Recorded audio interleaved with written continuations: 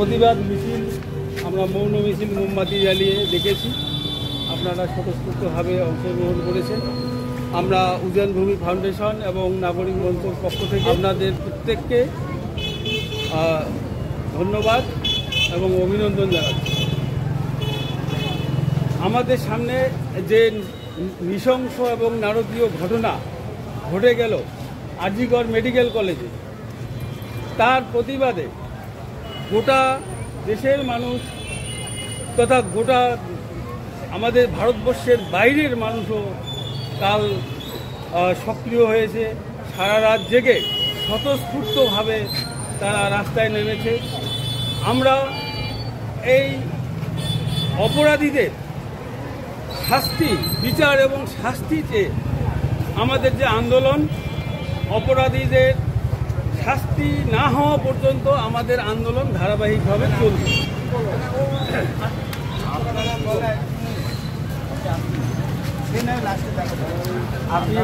শুভেচ্ছা অভিনন্দন জানিয়ে আজকে এই মৌন মিছিলে যে প্রতিবাদ, আরজিকরের যে নৃশংস ঘটনা তার প্রতিবাদে যে আজকে আমরা মৌন মিছিল করলাম এবং আরজিকরের যে ঘটনা সবাই জানি আমরা, এই যে একজন ডাক্তারকে ধর্ষণ এবং নৃশংসভাবে খুন করা হয়েছে, তারই প্রতিবাদে আমরা আজকে এই মিছিল করলাম এবং ধর্ষক খুনিদের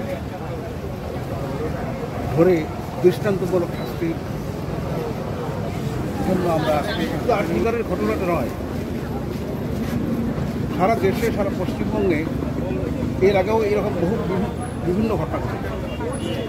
নারীদের উপরে এরকম নৃশংস অত্যাচার এর আগেও আমরা পথে নেমেছিলাম, কিন্তু ধর্ষকদের কোনো বিচার হয় না। সেই বিচারের আশায় আমরা সবাই সমবেত হয়েছি এবং আপনাদের সমবেদনা, আপনাদের সহানুভূতি আমরা পাবো আশা করি এবং উপযুক্ত তদন্তের মাধ্যমে এটার সুরাহা হবে, বিচার হবে, এইটুকুই আমাদের আশা। জিনিসটা নতুন করে বলার কিছু নেই। আমি ডক্টর বর্মন, শান্ত এস বর্মন নামে পরিচিত। আমি উজানভূমির একজন বলতে পারেন কর্মকর্তার মধ্যে পড়ি। আর সবচেয়ে আবেগের বিষয় ঘটনা কি হয়েছে আপনারা সবাই জানেন, এটা ডিটেলস করার কিছু নেই। এই যে নৃশংস হত্যাকাণ্ড, একজন ডাক্তার, মহিলা ডাক্তার, এখানে মহিলা ডাক্তার শব্দটা আমি ইউজ করব না, একজন মহিলা, একজন নারী, তার উপর আমাদের দীর্ঘকাল ধরে তাদের উপর অত্যাচার নানাভাবে হয়, তো সবসময় যে তাদের বিচারটা কিন্তু পাওয়া যায় না। আমার সবচেয়ে আবেগের জায়গাটা এটা, যে কলেজটায় হয়েছে আরজিকর মেডিকেল কলেজ, আমি ওখানকার এক্স স্টুডেন্ট, আমার মাদার কলেজ, আমার আবেগ সবচেয়ে বেশি। আমরা যখন ছিলাম তখন এরকম ঘটনা শুনিনি। তো আজকে দিনের দিন পলিটিক্যাল যে কোনো কারণেই হোক, মানুষের হাতে পয়সা এসে গেছে, মানুষের চরিত্রের পরিবর্তন হয়ে গেছে, সেই জন্য আজকে এইরকম একটা নৃশংস হত্যাকাণ্ড হতে পারলো। তো এর সবাই যা চায়, আমিও তাই চাই, যে ধরা পড়েছে সেই প্রকৃত দোষী কি দোষী না, সে তো বিচার ব্যবস্থা করবে। আমাদের দাবি হচ্ছে যে এর পেছনে কারা আছে, যেভাবে নৃশংসভাবে তাকে হত্যা করা হয়েছে, একজন মানুষের পক্ষে সেটা সম্ভব নয়, আরও জড়িত আছে। এই মাথাগুলো কারা, যাদেরকে জন্য পুলিশ প্রশাসন, আমার বিশ্বাস তারা যদি স্বাধীনভাবে কাজ করে, ঠিক পুরো ব্যাপারটাকে তারা টেনে আনবে এবং তাদেরকে শাস্তির কাঠগড়ায় পৌঁছে দেবে। তো এই আমার দাবি, এটা প্রত্যেকের দাবির সঙ্গে এক দাবি।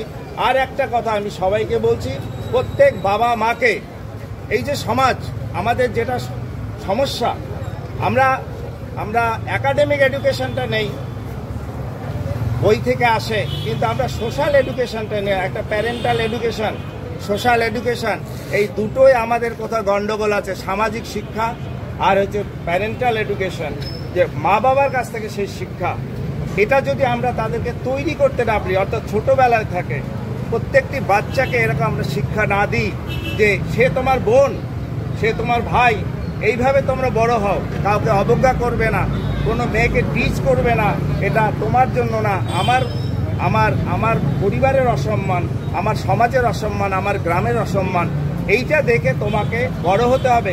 এই শিক্ষাটা আমরা কিন্তু কোনো কালে হয়তো ছিল, বাট আমাদের কিন্তু ভাবনাটা এরকম, বিশেষ করে যাদের বাড়িতে কন্যা সন্তান আছে তাদের তো আরও সজাগ হতে হবে। কি করে আমরা আমাদের ছেলে মেয়েকে আরও সহানুভূতিশীল এবং যুক্তিবাদী এই জিনিসটা করে বড় করে তুলতে হবে, তবেই হয়তো এগুলো একদিন আস্তে আস্তে নির্মূল হয়ে যাবে। আদারওয়াইজ এই বলে এই আন্দোলন, এই শিক্ষা যদি আমরা ভেতরে ঢোকাতে না পারি তাহলে কিন্তু ওটা হবে না। এই তো হাঁটাহাঁটি চলছে, মৌন মিছিল চলছে, আমার কথা হচ্ছে যে এটা প্রতিদিনই হোক, মানুষ আরও সজাগ হোক, মানুষের চেতনা জাগুক, মানুষের শিক্ষিত হোক। পৃথিবীতে ভাষা খুঁজে নিতে হবে আমাদের, নয়তো মরতে হবে। আজকে আমরা সবাই সেই ভাষা খোঁজার মিছিল করছি। গতকালে সামিল হয়েছিলাম আমরা মেয়েরা, অর্ধেক আকাশ সাথে পেয়েছি ছেলেদেরও। পুরো আকাশে আমরা রাজপথে নেমেছিলাম, আজও আমরা নেমেছি। আজ আমরা ভাষা খোঁজার আন্দোলনে সবাই একসাথে শরীর হয়েছি। আরজি করের এই নক্কারজনক ঘটনাকে আমরা ধিক্কার জানাই, প্রতিবাদ জানাই। শিক্ষার সাথে জড়িত, তাই চাই আমরা এমন মানুষ তৈরি করতে যাদের কাছে পৃথিবী হবে আলো, সেখানে অন্ধকারে জায়গা। আজকে হচ্ছে এমন একটা দিন, যেই দিন আমরা আলোক বর্তিকা হাতে এগিয়ে চলেছি, সবাইকে আলোর পথে। আবারও আরজি করের ঘটনার সঠিক তদন্ত চাই, সঠিক বিচার চাই, এই দাবি রেখে আমার সংবাদ দিলাম। এবং গতকালকে আরজি করের ঘটনাকে কেন্দ্র করে সোশ্যাল মিডিয়ায় যে ঝড়টা উঠেছিল প্রথমে, যে মহিলারা মেয়েরা রাতের দখল নেবে, স্বাধীনতার প্রাককালে, স্বাধীনতার ঠিক আগের রাত্রে, এবং সেই আহ্বানে গোটা পশ্চিমবাংলায় কিন্তু সমস্ত স্তরের মানুষ সমস্ত জায়গায় যে ঝড়ের গতিতে মানুষের যে ঢল নেমেছিল, প্রতিবাদের ঢল, সেই ঢলের পাশাপাশি আরজি করে রাত 11:30টায় যে ঘটনাটা ঘটেছে, ওখানে কিছু দুষ্কৃতী ভাঙচুর এবং তাণ্ডব চালিয়েছে। আমাদের প্রশ্ন হচ্ছে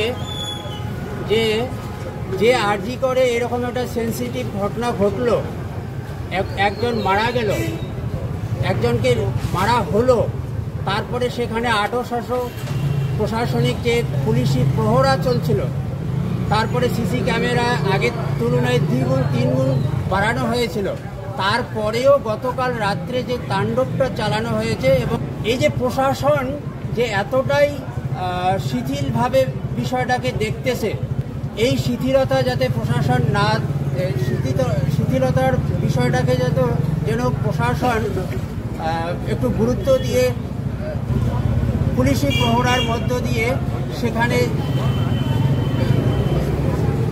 সাধারণ মানুষের যাতে নিরাপত্তা রক্ষা করার দায়িত্ব পালন করে। আর যদি এই নিরাপত্তা রক্ষার দায়িত্ব পুনরায় যদি ব্যাহত হয়, তাহলে কালকের যে ঢল গোটা পশ্চিমবাংলার মানুষ দেখিয়েছে, হয়তো আগামী দিনে আরও বৃহত্তর গণ অভিযান, লং মার্চের জন্য মানুষ কিন্তু প্রস্তুতি নিয়ে আছে। এইটুকু বলে আমরা আমাদের আজকের মৌন মিছিলের অনুষ্ঠান, মৌন মিছিলের শোভাযাত্রা, মৌন মিছিলের মাধ্যমে যে আমাদের প্রতিবাদ, সেই অনুষ্ঠান শেষ করছি।